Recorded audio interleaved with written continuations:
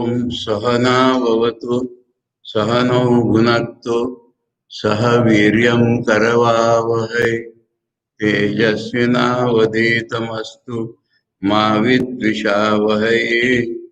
ओम शांति शांति शांति।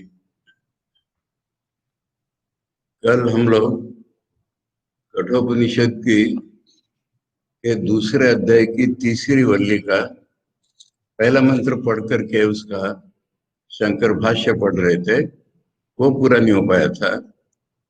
मंत्र पढ़ करके आज उसका अनुवाद और शंकर भाष्य पढ़ते हुए आगे बढ़ते हैं, जिससे मन में संबंध बन जाए।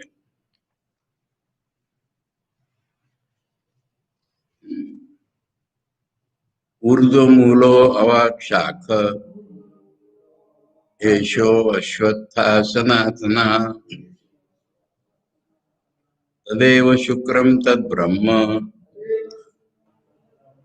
तदेव अमृतमुच्यते तस्मिन् लोकाश्रिता सर्वे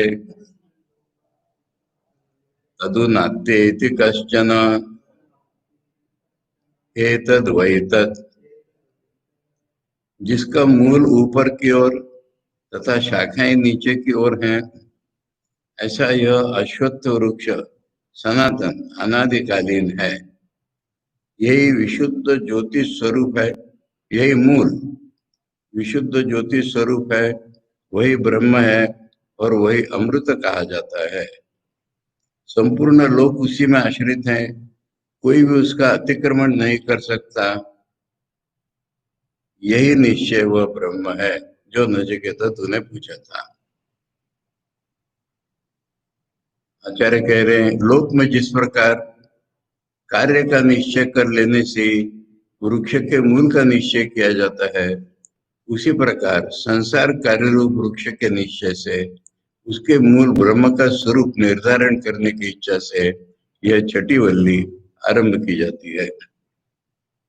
ऊर्ध्व ऊपर की ओर, अर्थात जो वह भगवान विष्णु का परम पद है, वही जिसका मूल है, ऐसा यह अव्यक्त से स्थावर पर्यंत संसार वृक्ष ऊर्ध्व मूल है। इसका वृश्चन अने छेदन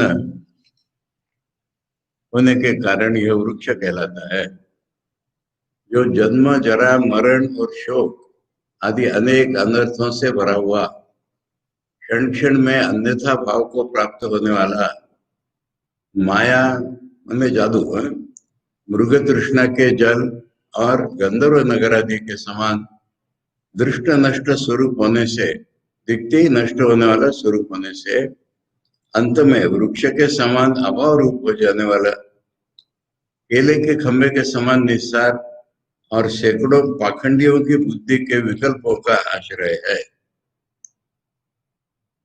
तत्व जिज्ञासुओं द्वारा जिसका तत्व इलम रूप से निर्धारित नहीं किया गया, वेदांत निर्णित परब्रह्म ही जिसका मूल और सार है, जो अविद्या काम कर्म और अव्यक्त रूप बीज से उत्पन्न होने वाला है।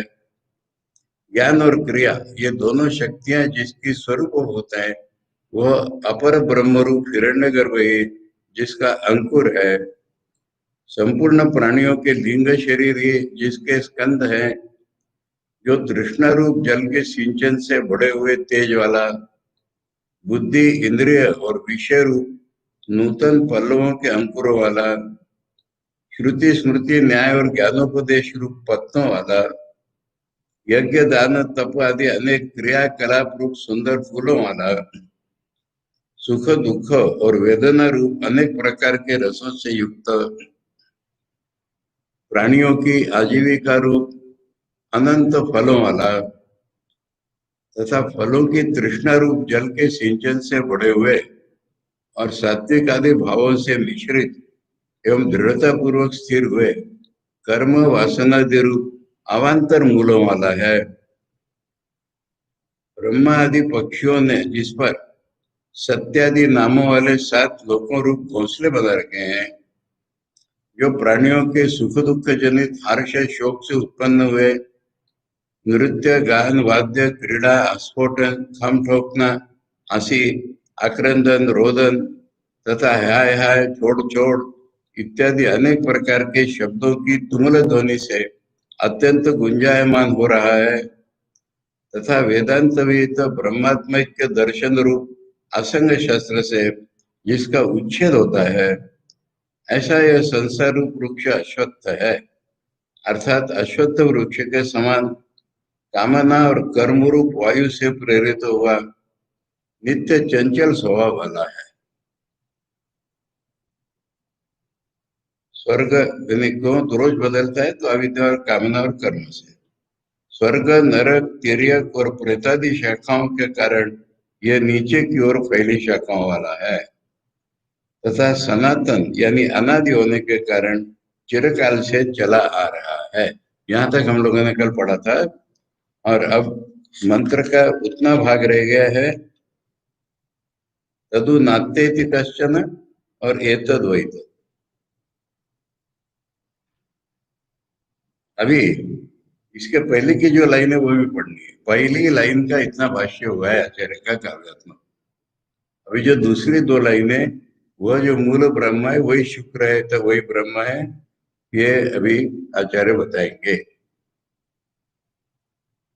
यद अस्य संसार वृक्षस्य मूलम, इस संसार वृक्ष का जो मूल है, तदेव मंत्र जो होते हैं ना, उसमें इंगितात्मक शब्द होते हैं, शॉर्ट फॉर्म, जैसे शॉर्ट हैंड से कोई लिख ले ऐसे, इसलिए वाक्य पूरा करने के लिए बीच बीच शब्द डालने पड़ते हैं, वो आचार्य अपने भाष्य में कर देते हैं। इसलिए यहाँ पर शब्द है तदेव। अब तद माने कौन सा?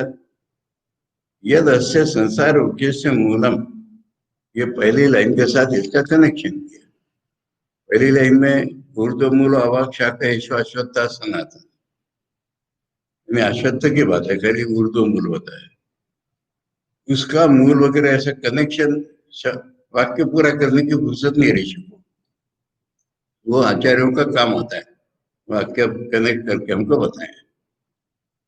यदि यहाँ वृक्ष का वर्णन है, ब्रह्म का वर्णन चल, तो ये वृक्ष का वर्णन नहीं, अब ब्रह्म का वर्णन, इसलिए जो कनेक्शन है इसका, वो आचार्य हमको बता रहे। यद अस्य संसार वृक्ष से मूल, इस संसार वृक्ष का जो मूल है तदेव वही। शुक्रम, शुक्रम का आचार्य अर्थ बता रहे शुभ्रम, शुद्धम। शुभ्रम का लिटरल अर्थ हुआ शुभ्रम यानी सफेद, पर सफेद का अर्थ हुआ शुद्ध, प्योर। ज्योतिष्म ज्योतिष्म चैतन्यात्म ज्योति, ज्योतिष्म उसी का अर्थ और चल रहा है। शुक्र माने खाली शुद्ध नहीं, ज्योतिष्मा। देखो, जब फिजिकल ज्योति होती है ना, वो हमारे पास एक ही उदाहरण होता है, ज्ञान की ज्योति को बताने के लिए। इसलिए चैतन्य ज्योति को बताने के लिए आगे बता देंगे, ज्योतिष्मान है वो चैतन्य आत्मा ज्योति स्वभाव, चैतन्य रूप आत्मा ज्योति, यानी उसका स्वरूप ही ज्योति स्वरूप है। स्वरूप है उसका चैतन्य है, स्वरूप है उसका कॉन्शियसनेस या ज्ञान या चैतन्य है, ऐसे स्वरूप वाला स्वभाव, ये उसका स्वभाव है। तदेव ब्रह्म सर्वमहत्व, तो तदेव शुक्रम हो गया। उसके बाद बोला है तद ब्रह्म, तो तद में फिर आचार्य ने एव जोड़ा है, तदेव ब्रह्म, यानी और दूसरा कोई ब्रह्म मत ढूंढो, इस संसार का जो मूल है वही ब्रह्म है। सर्व महत्व, महत्व माने महत्व जिसको हम इम्पोर्टेंस कहते हैं, ऐसा अर्थ नहीं होता है संस्कृत में, सबसे बड़ा होने के कारण। इसलिए कारण क्या, ब्रह्म कहलाता है ना, इसलिए ब्रह्म शब्द की उत्पत्ति में यह है कि जो सबसे बड़ा है।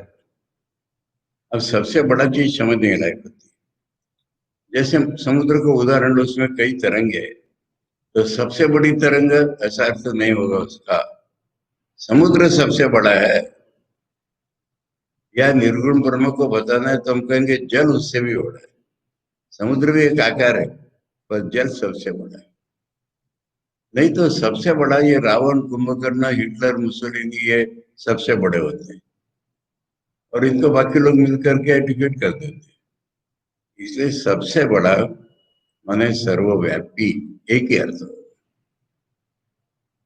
सर्व महत्वात माने सर्वव्यापी, सबसे बड़ा माने सर्वव्यापी। फिर मूल में एक शब्द अगला तदेव अमृतम उच्यते। तो क्या है कि दो जगह तदेव तदेव, एक जगह खाली तत्व है, इसलिए आचार्य ने वहां भी तदेव बता दिया।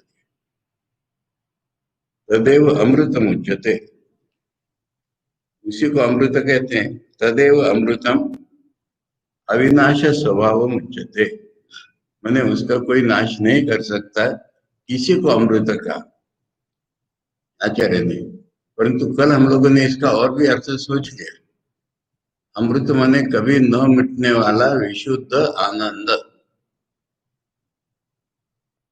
उच्चते कथ्यते सत्यत्व, यानी आचार्य का भाष्य बड़ा मूलगामी होता है।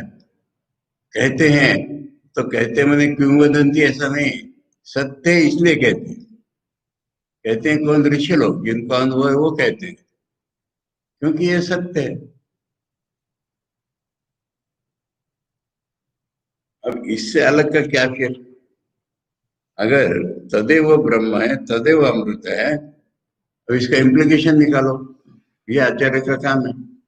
इसका इम्प्लीकेशन ये कर रहे हैं, वाचारंभणम विकारो नामधेयम अमृतम अन्य अतो मर्त्यम। इसको अगर अमृत कहा तो मैं बाकी सब मरते हो जाना चाहिए। तो बाकी माने क्या है? ये छांदोग्य उपनिषद का संदर्भ है यहाँ पर, इसको समझाना पड़ेगा। कोई वहां पर प्रसंग ऐसा है कि अरुणी अपने बेटा श्वेतकेतु को उन्होंने कहा कि बेटा तू पढ़ता नहीं है, अपने कुल में ऐसा कोई नहीं होना चाहिए, पढ़ गया। तो वो 12 साल बाहर जाकर के पढ़ के आया, पर आया तो ऐसा दिखा ढीठ है और माता नहीं किसी की और घमंडी है। तो पिता ने कहा ये तू कैसा बन के आया है? तूने वो पूछा ही नहीं होगा कि जिसके जानने से न जानी हुई चीज भी जानी जाती है। अब यहाँ पर सारा भार शिष्य पर होता है ना, तूने पूछा ही नहीं होगा। तो पहले तो कहता बाबा ऐसी कोई चीज हो सकती है क्या? अगर हमको देखो, आज का ज्ञान और ये मूल का ज्ञान, इसका फर्क है यहाँ पर। आज का ज्ञान है, कौन ज्ञानी है? जिसको सारी दुनिया का मालूम है, जूलॉजी भी मालूम है, बॉटनी भी मालूम है। हमारे नागपुर में एक डॉक्टर जिसकर थे, बहुत अल्पायुष में मर गए। इतने 16 विषयों में पोस्ट ग्रेजुएट थे, मिनिस्टर थे मिनिस्ट्री में, यंग एज में। तो उस तरह का नहीं है ज्ञान, ऐसा कि एक चीज जान ली कि बाकी सब चीज जान ली हमने, न जानी हुई भी। तो उसको तो नहीं पता है श्वेतकेतु को। कहता पापा ऐसी कोई चीज हो सकती है क्या? उसके जवाब में जो कहा उसका ये आधा बन गया। उदाहरण देके कहा, क्योंकि ये चीज और कैसे समझाएंगे कि मिट्टी है और मिट्टी से कई चीजें बनती है, बर्तन भी बनते हैं, घर भी बनते थे पहले, घड़ा भी बनता है, भगवान की मूर्तियां भी बनती हैं। अब ये सब क्या है? मिट्टी छोड़ करके जो है, माने घड़े का रूप, देव मूर्तियों का रूप, ऐसे खिलौनों का रूप, ये क्या है? तुम्हारी वाणी का विकार, यानी नाम। नाम है ना, घड़ा क्या है? घड़ा एक रूप है जो टूट भी जाएगा, टूटता ही है। भगवान की भी मूर्ति बनाई तो भी वो भी टूट जाती है, हाथी घोड़े तो टूटते ही है। एक रूप है, टूटना तो बात की बात है, रूप तो सदा बदलता ही रहता है। और हमको सच इसलिए लगता है कि हमने उसका एक नाम रख दिया। इंपॉर्टेंट बात है, सुन लीजिए कि दुनिया में रूप है सारे, और रूप सदा बदलते हैं। अब उनको सच्चाई क्यों लगती है हमको? एक तो ब्रह्म इसलिए सच्चाई लगती है, और वो अलग अलग क्यों सच लगते हैं? ये अमुक है, ये अमुक है। हाँ, ये मेरे सामने नहीं उनके नाम गिना रहा हूं मैं, ये राजा उत्तर वाला, ये श्री पुराणिक है। ये कैसे है? नाम रख दिए। माँ के पेट से एक मौसपिंड निकला, हमने कह दिया तुम शिरीष हो बस। शिरीष शिरीष शिरीष। अगर ये नाम हटा लो तो क्या है? ब्रह्म ही है। केवल ये नाम अगर हटा लो तो ये ब्रह्म ही है। तो फिर ये नाम क्या होते हैं? कुछ ध्वनियों के कॉम्बिनेशन से नाम बनते हैं। ध्वनिया क्या होती है? तुम्हारे वाणी का विकार। तो वाणी के विकार रूप नाम, वाचारंभणम विकारो। वाचारंभणम ने वाणी से निकला हुआ विकार। नामधेयम, नामधेयम मैंने नाम मात्रम, यानी मिथ्या। दुनिया जो है मिथ्या कैसे कहते हैं? ब्रह्म जो है नाम रूप में से प्रकट है दुनिया के रूप में। रूप तो बदलते हैं और नाम हमने दिए हैं, जो कि ध्वनियों का एक कॉम्बिनेशन है बस। इसमें क्या सच्चाई है? तो इसलिए खाली नाम मात्र होने के कारण मिथ्या है। तो सत्य क्या है? मिट्टी सत्य है। यानी उदाहरण के रूप में, सापेक्ष रूप में मिट्टी सत्य है। मृत्तिका इत्येव सत्यम। अब यहाँ पर मृत्तिका इत्येव सत्यम न लिख करके बोलते तो ब्रह्म को ही बताया ना। तो वाणी के विकार है, बाकी सब मिथ्या ही है। अतो मर्त्यम। और क्योंकि वो विकारात्मक है वाणी के रूप में, इसलिए वो मर भी जाएंगे, टूट भी जाएंगे। तो सारी चीज हमने जान ली ना। अगर मिट्टी के स्वरूप को जान लिया तो मिट्टी की बनी हुई सारी चीजें जान ली। ऐसा वो प्रसंग है। और वहां पर दो उदाहरण दिए हैं कि सोने का स्वरूप अगर जान लिया तो सोने से बनने हुए सारे अलंकार जान लिए। लोहे का अगर स्वरूप जान लिया तो लोहे के बनाए हुए सब चीजें जान ली। वो खाली नाम मात्र है, इसलिए मिथ्या है। और मिथ्या है इसलिए, नाम मात्र है इसलिए टूट भी जाते हैं। जो सत्य वो कभी टूटता नहीं। अन्य अनृतम, अन्य अन्य मैंने ब्रह्म छोड़ करके जो भी कुछ है वो अतो मर्त्यम, इसलिए मर्त्य है। ब्रह्म को अमृत कहा तो ब्रह्म ही अमृत है, कोई पीने वाला अमृत नहीं होता है। ब्रह्म ही अमृत का, पीने वाला अमृत प्रसिद्ध है ना, इसलिए बताना पड़ेगा। वो समुद्र मंथन करके अमृत निकाला, देवों ने पिया तो देव के अमर हो गए क्या? अरे मैंने वो वचनामृत का ऊपर भाष्य करते हुए पहले कहा कि देवता अमर हो जाते हैं उससे। तब मेरे से एक सीनियर, काफी सीनियर, बहुत अच्छे स्वामी जी थे, वीतसपुरानंद जी, नेक्स्ट टाइम में, उनको मैंने वो पढ़ने दिया था। बोले गलती है, देवता अजर होते हैं, अमर नहीं होते। यानी बुढ़ापा नहीं आता देवताओं को, अमृत पी करके मरते तो है। अपना कार्यकाल खत्म हो गया, क्षीण पुण्य मरते लोग हमेशा थी। तो मैं जो लिख रहा था वो सब उसमें चेंज करनी पड़ी। इसलिए देवता भी अमर तो है ही नहीं, मरते ही है। ब्रह्म छोड़ करके हम जिसकी भी कल्पना करेंगे, कल्पना माने हमारे हमारे अनुभव में हो, वास्तविकता हो उनको, पर वो मरने वाले ही होंगे। इसका अर्थ इम्प्लीकेशन होता है ये कि ब्रह्म को अमर कहा हमने, इसलिए ये समझना चाहिए कि बाकी कोई अमर नहीं है, बाकी मरने वाले हैं। अब अगला शब्द है मूल में तस्मिन लोकाश्रिता सर्वे।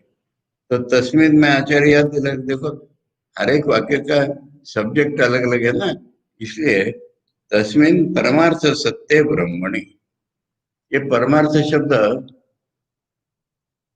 मराठी भाषा में बहुत कॉमन है। यानी धर्म या अध्यात्म को परमार्थ कहते हैं।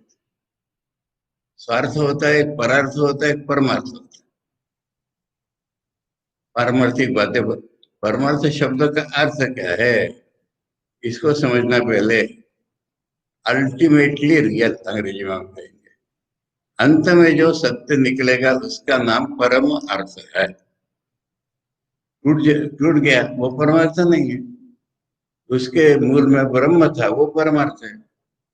इसलिए परमार्थ शब्द का अर्थ अंततो गत्वा जो सत्य बचा रहता है, वो सामने दिखता है वो नहीं, वो टूट जाता है। इसलिए तस्मिन परमार्थ सत्य ब्रह्मणि, इसलिए उस ब्रह्म में जो अल्टीमेटली रियल है। लोका, हम लोग कौन से?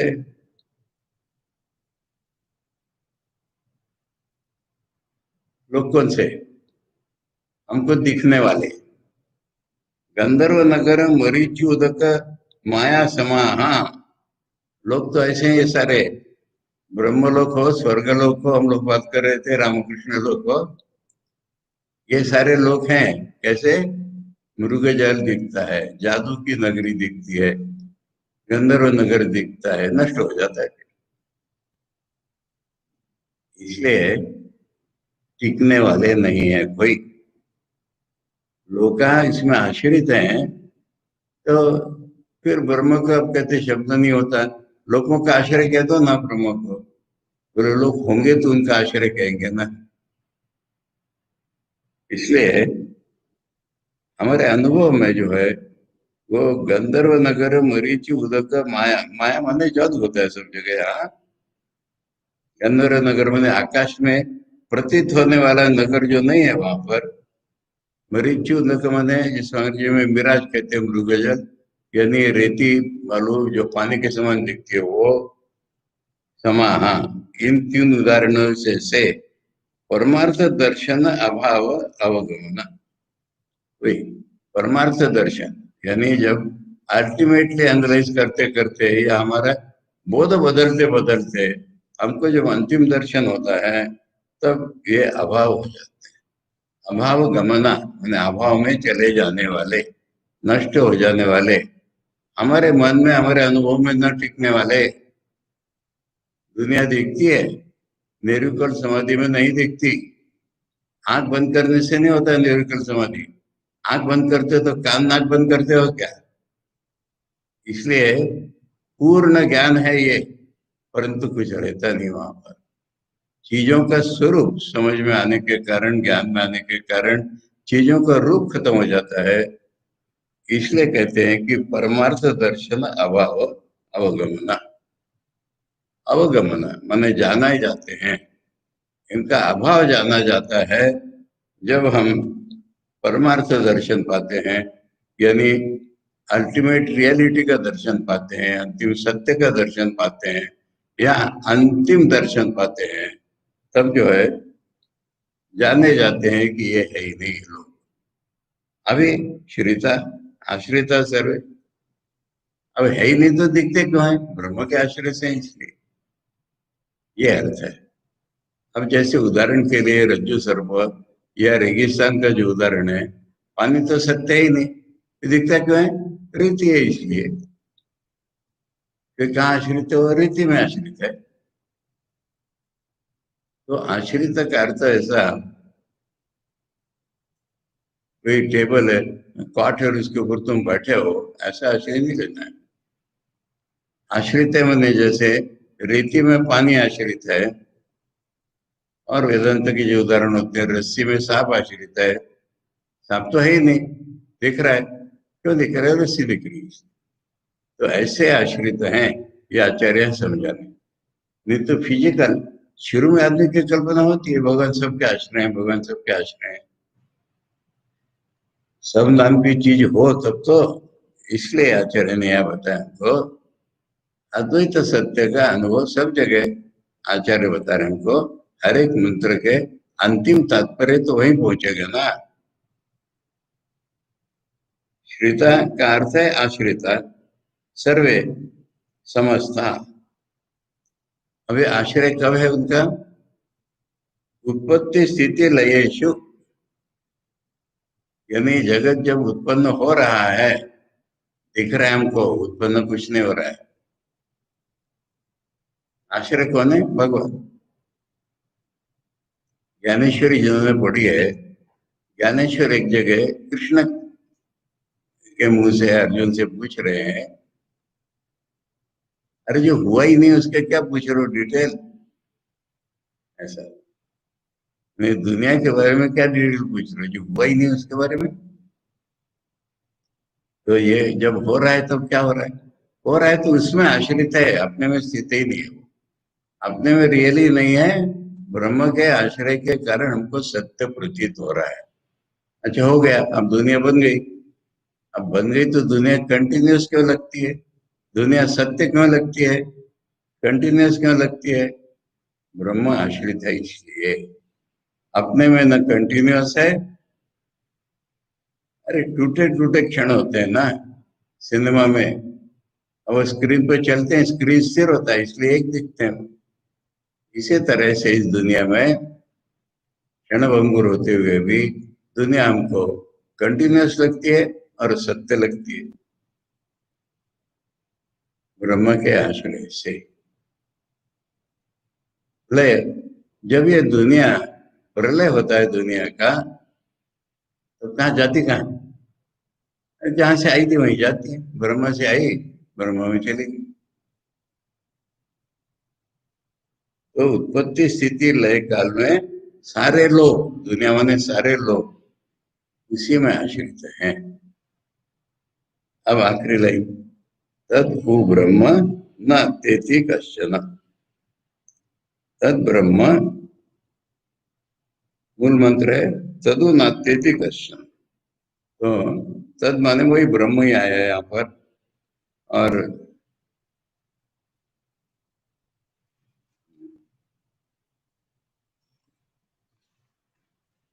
तद उ नात्यति कश्चन, उ का अर्थ और एंड ऐसा होता है।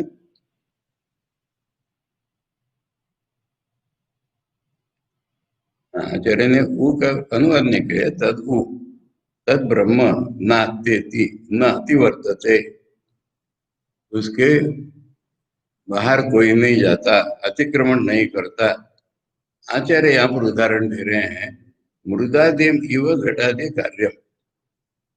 घड़ा कभी मिट्टी से बाहर नहीं जा सकता, कहीं भी जाए घड़ा मिट्टी से बाहर नहीं जा सकता। तो इसका भक्ति का अर्थ मैंने कल बताया था कि हम कितनी भी कोशिश करें भगवान से दूर नहीं भाग सकते। भगवान सर्वव्यापी होने के कारण हम उनसे दूर नहीं जा सकते। भगवान हमारी रियलिटी होने के कारण हम दूर नहीं जा सकते। कितना भी हम मन में कोशिश करें भगवान नहीं मानेंगे, भगवान से दूर जा ही नहीं सकते। नास्तिक लोग, भगवान से वैर करने वाले लोग भगवान से दूर नहीं जा सकते। इसलिए जो कोई भक्त है उसको ये बड़ा प्रबोधन वाक्य, उसको बड़ा ये आश्वासन देने वाला वाक्य हो जाता है। हमारी गलती हो गई, हम पापी हैं। अरे तुम कितनी भी गलती करो, पाप करो, भगवान से दूर नहीं गए हो। जरा देखो भगवान की ओर, पुकारो भगवान को, देखो ऊपर उठ जाते हो कि नहीं। इसलिए ये छोटा सा वाक्य अत्यंत महत्वपूर्ण है, इसका इम्प्लीकेशन। आचार्य ने इतना ही समझा है रियलिटी की दृष्टि से। घड़ा मिट्टी से बाहर नहीं जाता ना, ऐसे कोई भी भगवान से दूर नहीं जा सकता। फिर इसका जो भीतरी भाव तात्पर्य है वो हम जीवन में बहुत अधिक महत्वपूर्ण है। कश्चिदपि विकार, विकार मैंने रूप एक बना हुआ है, भगवान से ही बना हुआ है वो कोई भी रूप जो है वो मिट्टी से, मूल कारण से दूर नहीं जा सकता। हम कहते हैं भगवान से बाहर निकली दुनिया। अरे बाहर कहाँ निकलेगी, भगवान सर्वव्यापी तो बाहर कहाँ निकलेगी? भगवान एकमय अद्वितीय है, तो उससे बाहर क्या कौन सी चीज हो सकती है? आज हम भगवान से बाहर आ गए हैं, आज हम भगवान से दूर चले गए। तुम ना बाहर आए हो ना दूर हो गए हो, अज्ञान में आंख बंद करके बैठे हो, बस आंख पे पट्टी बन गई है। इसलिए भगवान से कभी कोई दूर नहीं जा सकता।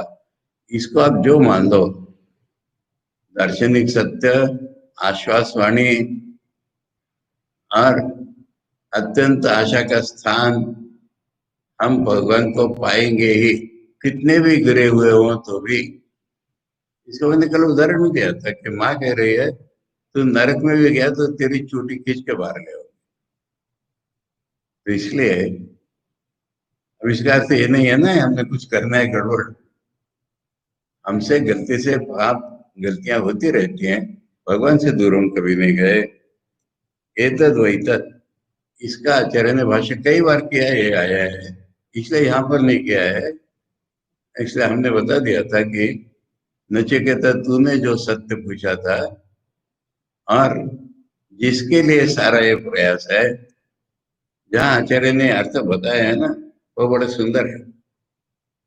एतद वैतद का अर्थ जो पहली बार बताया है, कहाँ है ढूंढो, याद है एतद वैतद पहली बार कहाँ है? ये तो ढूंढ के कल बताएंगे। हाँ, मिलता है क्या आपको? कल बताएंगे। मैंने इतना तो बता ही रहे कि जो तूने पूछा था वो, और इसके साथ साथ आचार्य ने कुछ को जोड़ा है बहुत सुंदर।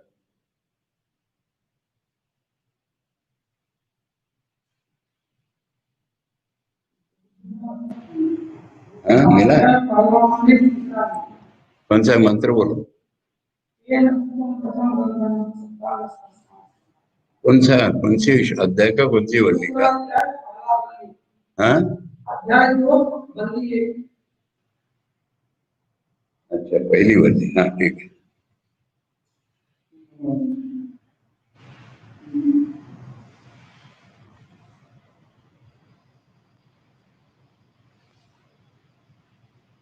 तो ये न रूपम रसम, हाँ ठीक है। हाँ ये ठीक है, ठीक। दूसरे अध्याय की पहली वल्ली का तीसरा मंत्र का भाष्य का अंतिम भाग, इनके पास पुस्तक हो वो देख सकते हैं। एतद वैतद किम तद यद नचिकेतसा पृष्ठम देवादिभिरपि विचिकित्सितम धर्मादिभ्यो अन्यत् विष्णु परमं पदम यस्मात् परम नास्ति तद्वा एतद अधिगतम इति अर्थः। ये सभी वल्लियों का एक एक मंत्र उठा करके आचार्य कह रहे हैं। यही वह है जो नचिकेता ने पूछा था, जिसके बारे में यमराज ने बताया था कि देवादी लोग भी इसमें शंकित थे, विचिकित्सितम माने शंका थी, और जिसको नचिकेता ने बोला था सबसे परे है, धर्म पुण्य पाप से परे है, और जिसको आचार्य ने बताया था कि विष्णु का परम पद है, और फिर इससे परे वो, इससे परे वो कहते कहते बोला तो इससे परे और कुछ नहीं, वो यही है। ऐसा सब वलियों के कनेक्शन बता करके आचार्य ने बताया था। एतद वही तद। तो आगे बढ़ते हैं, दूसरा मंत्र।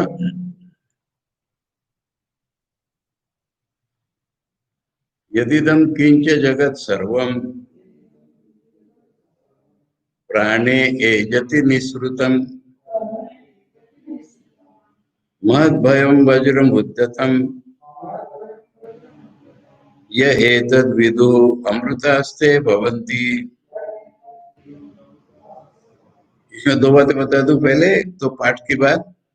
पहली लाइन में जो प्राण एजति लिखा है वो लिखने की दृष्टि से ठीक है, पर मूल में प्राणे एजति होगा, गलती नहीं छपा है। संधि के नियम के अनुसार प्राणे एजति का प्राण एजति हो जाता है। ये पहली बात बता। अब दूसरी बात ये बताना है कि निर्गुण ब्रह्म का वर्णन मानो हुआ भी, इसके तुरंत बाद उपनिषदों में सगुण ब्रह्म का वर्णन होता है। बहुत से लोग इसको ठीक ग्रहण नहीं कर पाते। आचार्य ने भी भर अधिक दिया है निर्गुण के ऊपर, सगुण को मान लो गौण सा कर देते हैं, परंतु हर उपनिषद में हर निर्गुण ब्रह्मात्मक वाक्य में अगला सगुण ब्रह्म का आएगा ही। और कभी कभी तो दूसरे वली में हम लोगों ने देखा था, निर्गुण का एक मंत्र, उसके बाद सगुण के दो चार पांच मंत्र। इसलिए ये महत्व की बात इस मंत्र से हमें पता चल रही है। क्या? यदिदम किंच जगत सर्वम, यद यो इदम, इदम शब्द का अर्थ होता है हमें अनुभव में आने वाला। अब यहाँ पर अगर थोड़ा सा गहराई में जाके सोचना है, इदम सर्वम माने हमको दिखता है। क्या दिखता है तुमको? दुनिया दिखती है? नहीं, अनुभव की दृष्टि से मुझे दुनिया दिख रही है ये तुमको दिखता है। इसलिए बहुत कम लोग इसको समझ पाते हैं। पर इदम में अपना भी अंतर्भाव है। हमारा अनुभव अगर सूक्ष्म रूप से देखो तो ये दीवार है, ये टेबल है, ये चेयर है, मैं टेबल देख रहा हूं ऐसा हम जानते हैं। तो मेरा अनुभव क्या है? मैं टेबल देखता हूं। खाली टेबल अनुभव की वस्तु नहीं है, कहीं भी ऐसी अनुभव की वस्तु नहीं होती। ये तुम हो, ये तुम हो, ये मैं देख रहा हूं, ये मेरा अनुभव। इसलिए इदम सर्वम जब हम कहते हैं तो वेदांत में जिसका नाम त्रिपुटी है, यानी मैं देखने वाला, देखने वाला, सुनने वाला, खेलने वाला, जो भी, और जो चीज मेरे अनुभव में आ रही वो, और मेरे अनुभव का जो प्रकार है, देखना सुनना अलग अलग, ये तीनों चीजें इदम में आती हैं। अब ये यदिदम किंच, किंच माने जो भी कोई, विदाउट एक्सेप्शन, जगत सर्वम।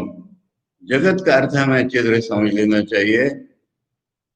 जगत माने दुनिया ऐसा अर्थ मत करो जल्दी से। गच्छति इति जगत, जो चला जाता है उसका नाम, यानी जगत शब्द की उत्पत्ति ही ऐसी है कि जो चला जाता है उसका नाम जगत है। दुनिया रहती नहीं है, इस ज्ञान के कारण हम दुनिया को जगत कहते हैं। तो हम जो कुछ भी अनुभव कर रहे हैं हम भी चले जाएंगे, पशु पक्षी टेबल भी चला जाएगा, देखना भी चला जाएगा, इसलिए कोई रहेगा नहीं यहाँ पर। जगत सर्वम। अब ये निकला कैसे है, हम देखते कैसे हैं? प्राणे एजति निःसृतम। प्राणे एजति संस्कृत में कहते हैं इस फॉर्मेशन को सती सप्तमी, यानी बंगाली में बहुत है। किसी कंडीशन को एक्सप्रेस करते हैं तो सारे शब्दों को सप्तमी में डाल देते हैं। बंगाली में बहुत ज्यादा इसका प्रयोग। माए पुटे काट को डालो, माए बोए, माँ में बेटे में लकड़ी की नहीं, ऐसे नहीं हो। दोनों शब्द सप्तमी में गए, लकड़ी जुगाड़ की इसके लिए। तो ये प्राणे एजति, प्राण कंपित है इसलिए। प्राण माने सगुण ब्रह्म, प्राण कंपित है। भगवान में कंपन नहीं है, परंतु माया में एक कंपन दिखता है हमको, और तब दुनिया निकलती है। बस दुनिया जब निकलती है तो प्राणों में, भगवान के प्राणों में, निर्गुण ब्रह्म में ऐसा कुछ है कि जो कंपित होता है और दुनिया निकलती है।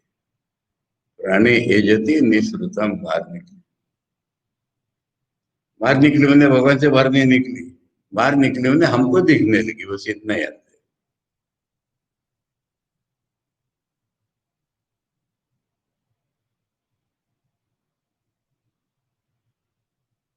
अब ये उत्पत्ति का अगर वर्णन हुआ तो दुनिया चलती कैसे, स्थिति का वर्णन। महत भयम वज्रम उद्धतम, जैसे कोई पहरेदार हो या कोई ऑफिसर हो, एक वज्र हाथ में लेकर के खड़ा हो, डरा डराता हो, तब चुपचाप सारे लोग काम करते हैं। अपना अपना अपना काम सारे लोग इसलिए करते हैं कि सामने एक कोतवाल, सामने बड़ा आदमी खड़ा है, वो कह भी नहीं रहा है कुछ, पर उसके हाथ में सोटा है, वज्र है, उसको देख करके सारे लोग अपना अपना काम करते हैं। यानी भगवान के रहते हुए दुनिया में अपने अपने काम। इसलिए अब जो चोरी चमारी बुरे काम छिपा करके भगवान सारा देख रहे हैं, जिनको ये पता नहीं है वो निडर बने रहते हैं। और निडर बने रहते तो क्या भगवान को पता नहीं है क्या? कितना भी फंसाने की ठगाने की कोशिश करो, भगवान को कोई ठगा नहीं सकता। इसलिए इस लोक में, परलोक में, you can defer the punishment but you can never cancel it. तो ये कर रहे हैं, छिप के कर रहे हैं। इतना ही नहीं, आजकल की दुनिया में पुलिस को भी शामिल कर लिया।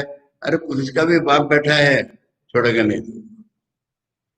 अभी इस जन्म में छूट भी गए, इस जन्म में पनिशमेंट मिली तो अच्छी बात है, छूट गए हम कहते हैं, और नहीं तो अगले जन्म में भोगना ही पड़ेगा। इसलिए सारी दुनिया चलती क्यों है? मानो भगवान हाथ में, भगवान गुस्सा नहीं होते, भगवान भगवान कुछ करने नहीं पड़ता, वो होने से ही हो जाता है। हाथ में वज्र लेकर के महान भय के समान है भगवान। इसलिए ये दुनिया चलती है, निकलती है, चलती है, वापिस जाती है। इसका एक मजेदार उदाहरण सुना, कभी कई बार सुनाया भी है। कलकत्ते में जब वामपंथी राज्य था कई सालों तक, तब दिमाग सारा रशिया में रहता था। अब कलकत्ते की सिविक प्रॉब्लम्स स्टडी करने के लिए रशिया से कहानी है, सत्यमित्या मुद्दे का। इसमें कलकत्ते के सिविक प्रॉब्लम समझ में नहीं आ रही, इसलिए रशिया से 6 एक्सपर्ट बुलाए, 5-6, और आप स्टडी करो और हमें सॉल्यूशंस बताओ क्या करना है हमने। अब 6 महीने वो लोग रहे कलकत्ते में, बंगाल में घूमे सब जगह। कहते हमें प्रॉब्लम तक समझ में नहीं आए हैं, सॉल्यूशन तो क्या देंगे हम, पर हमारा ईश्वर पर विश्वास हो गया है। मैंने ये कलकत्ता चलता कैसे है ये समझना आता है। जिसके सिविक प्रॉब्लम्स हमको समझ में तक नहीं आते, वो चलता कैसे है? ईश्वर जरूर है। ऐसी कहानी है। आचार्य ने एक जगह चतुसूत्र के भाष्य में मनसाप्य अचिंत्य रूपत्वात्, ये दुनिया की रचना आज तक कोई जान ही नहीं पाया कैसे कर। अरे हम लोग छोटे मोटे डिस्कवरी के लिए, रिसर्च के लिए आदमी की स्तुति करते हैं। अब ये क्या है? ये मनुष्य का शरीर देखो, छोटे छोटे जीव जंतुओं का शरीर देखो, इसमें क्या चीज नहीं है? कैसे एडजस्टमेंट्स हैं? किसने बनाए? हमने बनाए क्या? कोई नहीं बना सकता। आजकल एक बड़ा साइंस निकला, क्लोनिंग, यानी बकरी से बकरी उत्पन्न कर देंगे हम। अरे बकरी जैसा करोगे ना, पहली बकरी तो नहीं बनाओगे, नकल कर सकता है आदमी। तो ये जो है ना, इसलिए यहाँ पर देखो, अब ये भगवान को सिद्ध करने का उपाय नहीं माना जाता पूरी तरह से, परंतु ऐसा चल रहा है। वज्र मुद्दतम के कारण ये दुनिया चल रही है। ये एतद्विदु, जो इसको जान गए। क्या जान गए? कि हम जिसको दुनिया कहते हैं ये ब्रह्म का ही रूप है, और ब्रह्म इसके शासक भी हैं। ब्रह्म से ये निकलती है, मैंने हमको दिखने लगती है, ब्रह्म ही इसके शासक हैं, इसलिए चलती है। और जब बहुत हो जाता है तो ब्रह्म इसको तोड़ देते हैं, वापस चली जाती है। ये जो जानता है, हम क्या कहेंगे इसको शास्त्रीय भाषा में? ईश्वरी सृष्टि दीदी कर लय करता है, ये जो जानता है। जिस ब्रह्म की अब तक बात चल रही थी, वो ईश्वर के रूप में दुनिया की सृष्टि से प्रलय करता है, ये जो जान लेता है। जिसको हम तक सबसे परे निर्गुण ब्रह्म कह रहे थे, वही सगुण रूप में इस दुनिया में प्रकट होता है, वही उसको चलाता है, ये जो जान लेते। अमृतस्ते भवन्ति,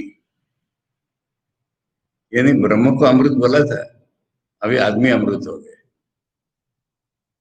अमृत हो गए कि वही दो अर्थ दोबारा ले लो। मरेंगे नहीं, शरीर मरेगा, पर ये आत्म स्वरूप हो गए ना, ये जो जान लिया वो तो आत्मा स्वरूप है, और आत्मा कभी मरेगी नहीं। वो ब्रह्म स्वरूप ही है, ब्रह्म कभी मरेंगे नहीं। और दूसरा भी अर्थ ले लीजिए अमृत बोलने पर, इनका जीवन चिर आनंद पूर्ण हो जाएगा। इसके हम दो उदाहरण दें। कई उदाहरण है। अब ठाकुर को बाहर से देखा तो कैंसर की व्याधि है, पर ठाकुर का आनंद कभी कम हुआ ही नहीं है। एक पुस्तक निकली, आप लोगों ने जिन्होंने पढ़ी नहीं होगी, श्री रामकृष्ण की अंत्य लीला। वहां है कि यानी ठाकुर को कष्ट देख रहे लोग, देखते देखते ठाकुर समाधि में चले जाएंगे, कहीं कहाँ है कष्ट। इतना ही नहीं, लोगों को जब वो विषण देखते हैं तब इतने हंसी मजाक कर रहे हैं कि लोग पागल से हंस के लोटपोट हो रहे हैं, क्योंकि उनमें दुख है ही नहीं। इसलिए अमृत का ये भी अर्थ है। मैं दूसरा उदाहरण बोल रहा था कि स्वामी विवेकानंद जब इंग्लैंड में थे, हमेशा हंसमुख रहते थे, तो वहां के पादरियों को ये बात जची नहीं। उन्होंने कहा कि जो धर्म के उपदेशक होते हैं ना, उनको तो गंभीर चेहरा रहना चाहिए। तो स्वामी जी कहते मेरे पेट में दर्द हो जाता है तब थोड़ा चेहरा मेरा गंभीर हो जाता है, नहीं तो हम अमृत के पुत्र, हम क्यों ऐसे गंभीर बने रहेंगे। अब ये चीज सारे समाज में जानने लायक है। जो ऐसा गंभीर चुपचाप बैठा हो बड़ा महात्मा है, और जो हंसता खेलता है सबके साथ मिलता है, क्या है? तो ये अमृता भवंती में दोनों अर्थ लेने हमको। नहीं तो शारीरिक दृष्टि से अमृत किसी काम का है क्या, फिर उसकी चर्चा नहीं करनी चाहिए। दो चार विद्वानों से पूछा गया था कि आप अमर होना चाहेंगे क्या, इतिहास वाले अर्नॉल्ड अपने टाइम भी, तो उनको पूछा। पहले तो उन्होंने कहा मुझे इतिहास में बहुत काम करना है, अच्छा लगेगा। फिर कहते इनकम टैक्स भरना पड़ेगा, इनकम टैक्स का रिटर्न भरना पड़ेगा, इनकम टैक्स भरने के लिए उसका रिटर्न ही इतना कॉम्प्लिकेटेड होता है। अब उदाहरण आपको चाहिए तो अश्वत्थामा को अमर मानते लोग।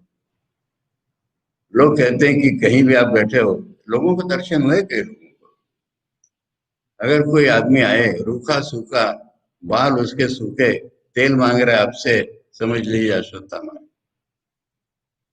तो ऐसा हमको जीना है क्या।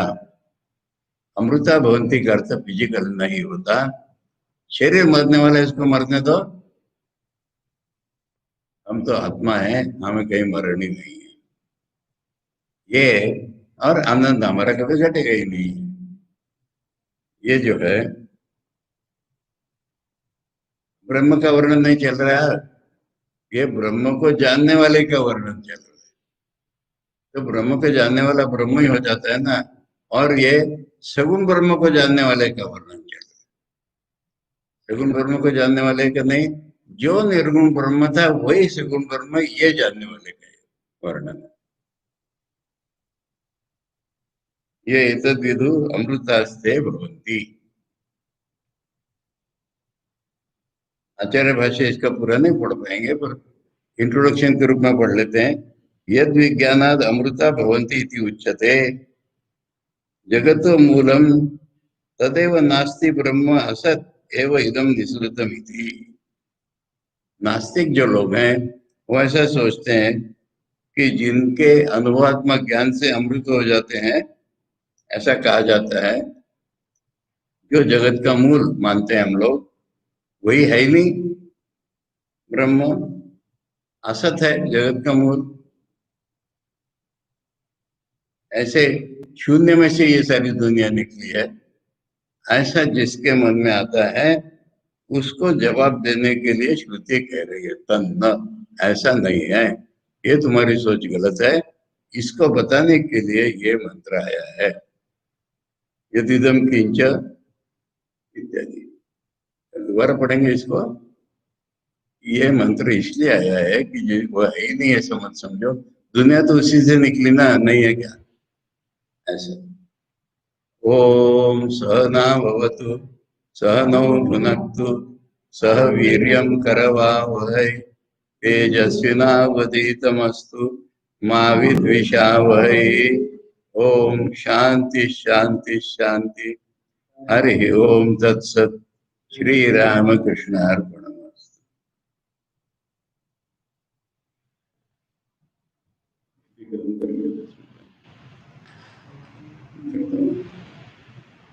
क्योंकि अगला मंत्र